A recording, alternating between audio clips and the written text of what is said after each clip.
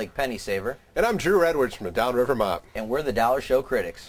We go to the dollar shows where the popcorn has a texture of styrofoam. Better get some extra butter with that. I would.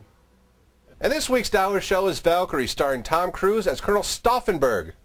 And he plays a colonel in Hitler's army who gets wounded in Africa. And he's put in charge of a plan to overtake Hitler's Germany, with the reserve army to overtake the SS after they kill Hitler. It's a little complicated, but if you see the movie, I think you'll get the gist of it. While Tom Cruise's plan is unhatched and he gets on the phone, and it completely reminded me of Risky Business when he's getting all the whores over to the house to have a little whore party. And Tom Cruise gets more people into his plan by using the old Jerry Maguire standby, "You gotta help me to help you." No, he doesn't. Now, Tom Cruise in the role, I really wasn't expecting a lot in the role, because it's Tom Cruise, and really, can he play a German?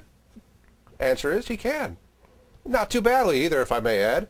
I liked him in the role. The story was good. The acting was good. There weren't a lot of action scenes in here, but a lot of suspense going up to the actual assassination of the Fuhrer, if you will, and if they did it or not, just got me into the movie. I really enjoyed this movie. I thought it was a pretty good movie and pretty much worth your dollar. Gory? Yeah, Drew, I enjoyed this movie a lot myself. You know, I'm not very big on war movies or historical movies in general. It's not one of my favorite genres, but like you said, it had a story that really pulled you into it, based on a true story, obviously.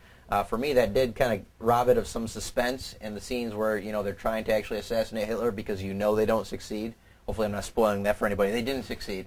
But you're right, I did care about the characters, and I thought also Tom Cruise was, you know, he was good in the role. He didn't do a German accent, but nobody really did, and it was just kind of a decision the filmmakers made, and I thought he did a fine job of playing this guy that you grew to care about, and you cared about the whole movement, and then when it all started to crumble, it was kind of sad and devastating. It was a tragic thing. And there's a great supporting cast, too, including, Kenneth Branagh's in this, and Terrence Stamp.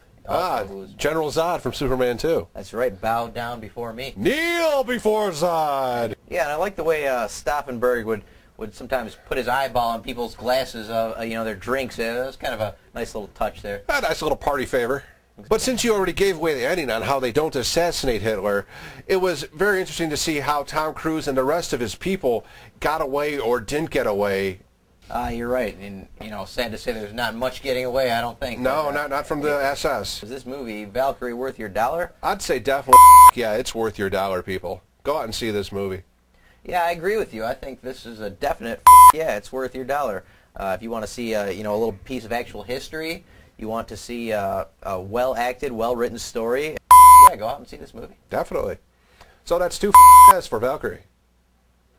For our DVD pick this week, I'm going to go with the 1990 film noir classic, The Grifters, starring John Cusack, Angelica Houston, and Annette Bening.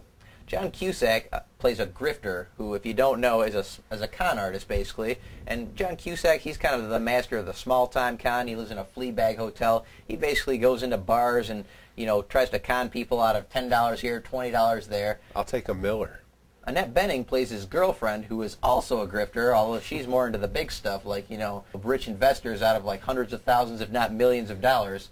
And then you've got his mother, played by Angelica Houston, in a great performance, who is kind of the oldest, wisest, who is working for the mob in California. Her job basically consists of going to racetracks and placing large bets on horses at the last minute to change the odds. Anyway, she gets into some trouble with the mob for not placing a bet at the right time due to her son being sick. So she basically needs to come up with a bunch of money or the mob is going to kill her, and then the question becomes, how is she going to get it? Who is she going to get it from? This is a great movie. There was some great hard-boiled dialogue. I'm going to say, if you're a fan of movies in general, just well-written, well-acted movies, go out and rent The Grifters. Oh, definitely. I enjoyed it a lot. It's one of the great younger roles that Cusack played in his younger days. I really enjoyed some of the supporting cast, too. I mean, Angelica Houston's boss, Bobo, he played a great role there, including a scene with a couple of oranges that you just can't forget. Oh, you're right. The Tell Me About the Oranges scene, Lily, is just a great, and Bobo Justice, one of the best names in movies. And also, the ending caught me by surprise. I was not expecting what happened, but it was pretty good. I mean, I enjoyed this movie, too. I'd definitely say go out and rent it. For sure. You're right. It gets twisted near the end here. It's like... you know, I won't say anything, but a mother's love is, you know, eternal. Taken to the limit. And we'll be back next week with another movie and another DVD pick. Until then, we're the Dollar Show Critics, and we'll see you.